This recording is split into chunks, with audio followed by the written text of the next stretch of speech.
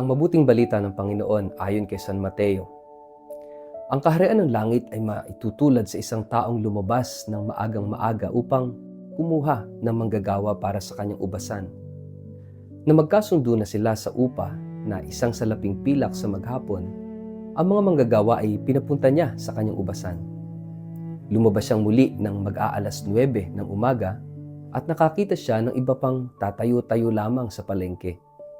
Sinabi niya sa kanila, "Pumunta rin kayo at magtrabaho sa aking ubasan at bibigyan ko kayo ng karampatang upa."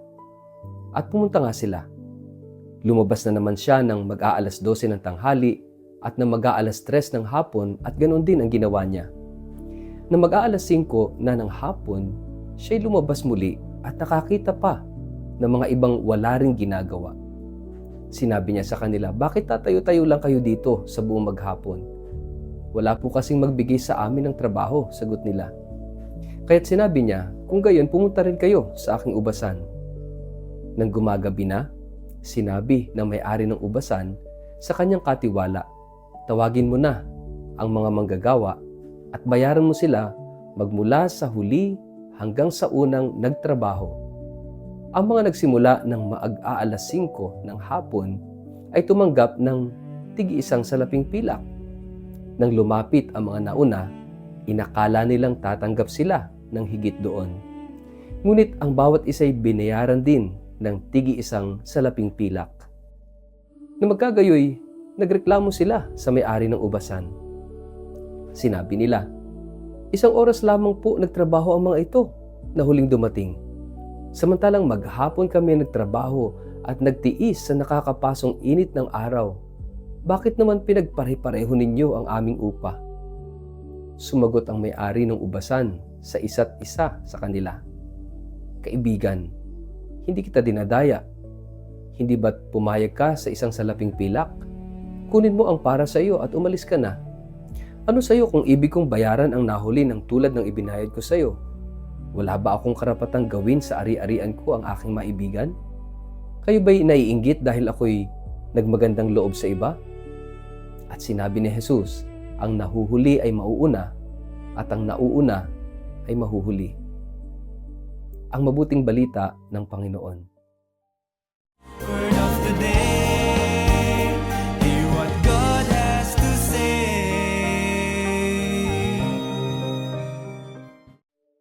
Mapagpalang araw po sa inyong lahat. Kumusta po kayo? Ang ating word of the day ay inggit. May mga pagkakataon na masaya naman tayo sa kung ano ang meron tayo. Hanggang sa makita natin kung ano ang meron ng iba. Masaya ka sa trabaho mo hanggang malaman mong mas mataas pala ang sweldo ng kasama mo. Masaya ka sa achievement mo hanggang makita mong mas marami palang recognition yung iba. Masaya ka sa ministry mo hanggang mapansin mong mas pinupuri ang ginagawa ng iba. Masaya ka sa buhay mo hanggang buksan mo ang social media at makita mong parang mas successful, mas masaya, at mas pinagpala ang lahat kaysa sa iyo. At biglang ang biyayang ipinagpapasalamat mo noon ay parang kulang na ngayon. Hindi naman nabawasan ang natanggap mo. May nakita ka lamang na natanggap ng iba. At dito pumapasok ang isang tahimik ngunit mapanganib na damdamin. Inggit. Mga kapatid, sa ating ebanghelyo ngayon, ikinuwento ni Jesus ang talinghaga tungkol sa isang may-ari ng ubasan na lumabas ng madaling araw upang kumuha ng mga manggagawa. Nakipagkasundo siya sa kanila, nababayaran sila ng 1 denaryo para sa isang araw na trabaho. Lumabas siyang muli bandang alas 9, tanghali, alas 3 at maging alas 5 ng hapon upang kumuha pa ng iba pang manggagawa. Iba-iba ang oras ng kanilang pagpasok. May nagtrabaho buong araw, may kalahating araw, may ilang oras lamang. At mayroon ding halos 1 oras na lang bago matapos ang araw. Ngunit nang dumating ang oras ng bayaran, may ginawang nakakagulat ang may-ari. Pare-pareho silang binayaran ng 1 denaryo. Natural lamang na magreklamo ang mga unang nagtrabaho. Sila ang nagtiis sa init ng araw, sila ang pinakamatagal na nagtrabaho. Kaya nang makita nilang binigyan ng isang denaryo ang mga huling dumating, marahil naisip nila, kung isang denaryo ang ibinigay sa kanila, siguradong mas malaki ang matatanggap natin. Pero nang dumating ang kanilang pagkakataon, isang denaryo rin ang kanilang natanggap. At doon nagsimula ang reklamo. Isang oras lamang nagtrabaho ang mga huling dumating, ngunit ipinantay ninyo sila sa amin na maghapong nagtrabaho sa matinding init. Kung tutuusin, hindi naman sila dinaya. Ibinigay sa kanila ng may-ari ang eksaktong napagkasunduan. Isang denaryo ang ipinangako at isang denaryo ang kanilang natanggap. Kaya ang problema ay hindi dahil kulang ang ibinigay sa kanila. Ang problema ay nakita nila kung ano ang ibinigay sa iba. Bago nila makita ang bayad ng iba, sapat ang isang denaryo. Pagkatapos nilang makita ang biyaya ng iba, biglang naging maliit ang dati namang sapat. Ganito rin minsan ang nangyayari sa atin. Hindi naman talaga tayo malungkot dahil kulang ang ibinigay ng Diyos. Nalulungkot tayo dahil kinukumpara natin ang ibinigay sa atin sa ibinigay niya sa iba. Lord, bakit siya? Bakit siya ang na-promote? Bakit siya ang gumaling? Bakit sila nagkaanak? Bakit siya ang napili? Bakit mabilis na sagot ang panalangin niya samantalang ako ilang taon nang naghihintay? Lord, matagal na akong naglilingkod sa iyo. Bakit parang mas pinagpapala mo siya? At dahan-dahan, ang panalangin ng pasasalamat ay nagiging reklamo. Ang biyaya ay nagiging kompetisyon. Ang kapwa na dapat nating ipagpasalamat ay nagiging karibal. Hindi dahil may ginawang masama ang ibang tao, kundi dahil nagsimula nating ang kabutihan ng Diyos ay sukatin ayon sa kung sino ang nakatanggap ng mas marami. Kaya napakahalaga ng sagot ng may-ari, kaibigan, hindi kita dinaya. Hindi ba't nagkasundo tayo sa isang denaryo? Parang sinasabi sa atin ng Diyos, anak, bakit mo sinasabing hindi kita pinagpala? Tingnan mo ang buhay mo. Tingnan mo kung gaano na kita dinala. Tingnan mo ang mga taong ibinigay ko sa iyo. Tingnan mo ang mga pagkakataong binuksan ko. Tingnan mo kung ilang beses kitang pinatawad, iniligtas at binigyan ng panibagong simula. Minsan kasi mas mabilis nating makita ang kulang kaysa sa meron. Nakikita natin ang bagay na wala tayo ngunit hindi natin napapansin ang napakaraming bagay na meron tayo. At mas lumalala ito kapag ikinumpara natin ang ating buhay sa iba. Kapag palagi kang nakatingin sa kabilang bakod, kahit gaano kaganda ang hardin mo, parang hindi ka kailan man magiging kontento. Kaya nga dito pumapasok ng ating word of the day, yung salitang inggit. Ang inggit ay hindi lamang pagnanais sa mayroon ang iba. Mas malalim dito ang problema. Ang inggit ay ang kawalan ng kakayahang magsaya sa biyaya ng kapwa dahil pakiramdam natin ang biyayang natanggap niya ay may ibinawas sa atin. Kapag siya ang napuri, parang nabawasan ang halaga ko. Kapag siya yung umangat, parang bumaba ako. Kapag siya ang pinagpala, parang nakalimutan ako ng Diyos. Pero hindi ganun ang biyaya ng Diyos. Ang pagpapala ng Diyos sa iba ay hindi pagbabawas sa pagpapala niya sa iyo. Kapag pinagpala niya ang kapwa mo, hindi ibig sabihin na nauubusan na siya ng biyaya para sa iyo. Kapag sinagot niya ang panalangin ng iba, hindi naman ibig sabihin na nakalimutan niya ang panalangin mo. Ang Diyos ay hindi limitado. Hindi natin kailangan makipagkumpetensya para sa kanyang kabutihan. At napakaganda ng tanong ng may-ari sa mga nagrereklamo. Naiinggit ba kayo dahil ako'y mabuti? Mapagbigay? Yan marahil ang pinakamalalim na tanong sa Ebanghelyo ngayon. Hindi lang, bakit ka naiinggit? Kundi, bakit nahihirapan kang tanggapin na mabuti rin ang Diyos sa ibang tao? Minsan gusto nating maging mabuti ang Diyos. Basta sa atin siya pinakamabuti. Gusto nating maging mapagbigay siya. Basta mas marami tayong matanggap. Gusto nating maging maawain siya. Pero minsan, nahihirapan tayo kapag ang taong sa tingin natin ay hindi karapat-dapat ay nakatanggap din ng awa.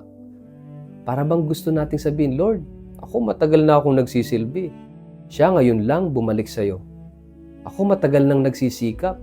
Siya ang daming pagkakamali. Bakit pareho lang kami? Pero ang kaharian ng Diyos ay hindi accounting office kung saan sinusukat ang awa ayon sa oras ng serbisyo. Ang kaharian ng Diyos ay tahanan ng biyaya. At ang biyaya sa mismong kahulugan nito ay hindi sahod na ating kinita. Ito'y regalong ibinibigay ng Diyos dahil siya'y mabuti. At ito yung twist ng ating talinghaga ngayon. Akala natin ang kwento'y tungkol sa pagiging unfair ng may-ari, pero habang lumalalim ang kwento, makikita natin hindi naman siya unfair. Generous lang siya. Tinupad niya ang kanyang pangako sa mga unang manggagawa at naging mapagbigay siya sa mga huling dumating. Walang nawalan dahil may ibang pinagpala. Ang problema lamang, may mga taong hindi kayang maging masaya sa kabutihang natanggap ng iba. At baka iyan ang isang espiritual na pagsubok na kailangan nating harapin. Kaya mo bang magpasalamat sa Diyos kapag ang himalang hinihintay mo ay nangyari muna sa ibang tao? Kaya mo bang batiin ang taong nakakuha ng oportunidad na gusto mo rin? Kaya mo bang maging masaya sa promotion ng kasama mo? Kaya mo bang ipagpasalamat ang tagumpay ng isang taong nasa parehong ministry mo? Kaya mo bang sabihin, Lord, salamat dahil pinagpala mo siya, kahit ikaw ay naghihintay pa rin? Diyan nasusukat ang kalayaan ng puso. Sapagkat kapag kaya mong magsaya sa biyaya ng iba, ibig sabihin, hindi mo nakikita ang buhay bilang kompetisyon. Hindi mo kailangang maging pinakamaganda, pinakamagaling, pinakasikat, pinakamayaman, o pinakamatagumpay upang malaman mong mahalaga ka. Ang halaga mo ay hindi nakadepende sa kung gaano karami ang natanggap ng iba. May isa pang magandang detalye sa ating ebanghelyo ngayon. Ang mga huling manggagawa ay nakatayo lamang buong araw dahil walang kumuha sa kanila. Hindi sinabing tamad sila. Nang tanungin sila ng may-ari kung bakit naroon sila, sinabi nila, wala po kasing kumuha sa amin, walang umupa sa amin. Marahil buong araw sila naghihintay na may pumili sa kanila. At nang halos tapos ng araw, may isang taong nagsabing, halika, may lugar ka sa aking ubasan. Kaya nang bigyan sila ng buong araw na sahod, hindi lamang pera ang natanggap nila. Natanggap nila ang dignidad na matagal nilang hinihintay. Kaya bago tayo mainggit sa biyaya ng isang tao, tandaan natin, hindi natin alam ang buong kwento niya. Nakikita natin ang kanyang blessing ngayon, pero hindi natin alam ang kanyang paghihintay kahapon.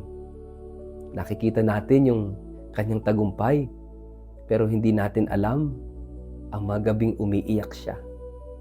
Nakikita natin ang kanyang answered prayers, pero hindi natin alam kung gaano katagal siyang nanalangin.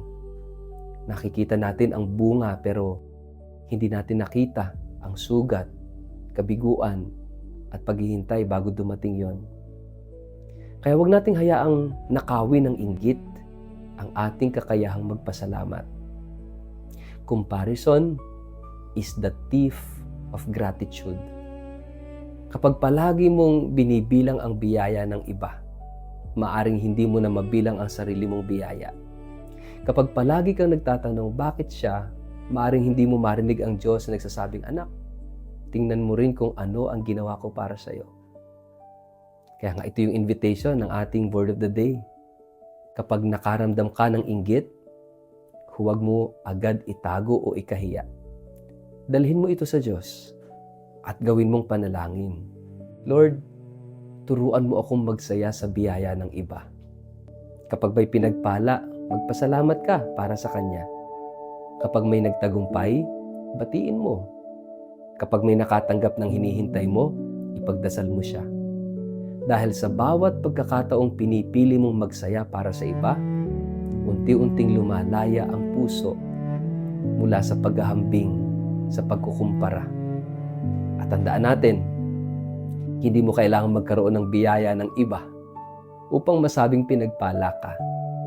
May sariling kwento ang Diyos para sa iyo. May sariling panahon, may sariling paraan, may sariling ubasan kung saan Kanya tinatawag. Ang kailangan mo ay maging tapat kung saan ka inilagay at matutong magpasalamat sa kung ano ang ipinagkatiwala niya sa iyo. Kaya ang tanong natin na pagninilayan sa araw na ito, may tao ba akong nahihirapang pagsayahan dahil sa biyayang natanggap niya? Bakit?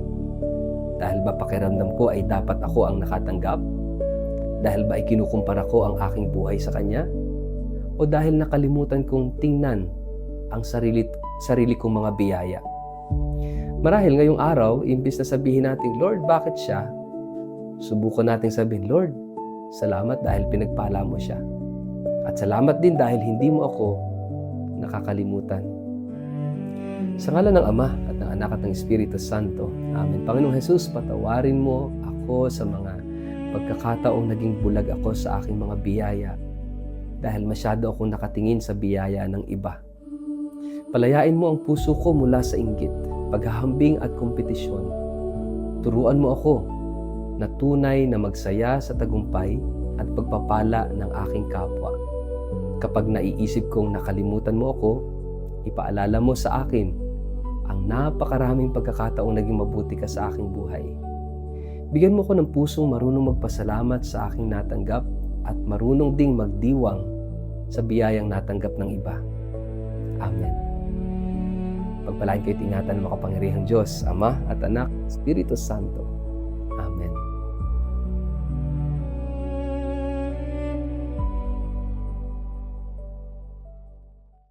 Maraming salamat po sa inyong panonood. Kung ang ating Word of the Day ay naging daan upang kayo'y mapalapit sa Diyos, magkaroon ng pag-asa o makatagpo ng inspirasyon sa inyong buhay, inaanyayahan ko po kayong i-like, i-follow at i-subscribe ang ating channel. Huwag din pong kalimutang i-click ang notification bell upang lagi kayong maabisuhan sa bawat bagong pagninilay, katisismo at iba pang nilalaman na makatutulong sa ating pananampalataya. Isang maliit na pakiusap din po, kung maaari, huwag ninyong i-skip ang ating mga advertisements na lumalabas sa mga videos. Ang munting panonood ninyo ng mga ito ay malaking tulong upang maipagpatuloy natin ang ating adhikain ng online evangelization, ang pagpapalaganap ng salita ng Diyos sa mas marami pang tao sa pamamagitan ng makabuluhang digital content. Kung nais pa po ninyong maging kabahagi ng misyong ito, maaari niyo kaming suportahan sa iba't ibang paraan. Moral na suporta sa pamamagitan ng pag-like, pag-share at pag-komento sa ating mga videos. Espiritual na suporta sa pamamagitan ng inyong mga panalangin upang patuloy tayong gabayan ng Panginoon sa gawaing ito. At kung nais ninyo ring magbigay ng pinansyal na suporta, malaking tulong ito upang mapabuti pa natin ang kalidad ng ating mga kagamitan, produksyon at mga programang naghahatid ng mabuting balita sa mas maraming tao. Sama-sama nating ipalaganap ang liwanag ng salita ng Diyos sa digital na mundo. Muli, maraming salamat po sa inyong pagmamahal, pagtitiwala at patuloy na pakikiisa sa misyong ito. God bless you at magkita-kita po tayo muli sa susunod na episode ng Word of the Day.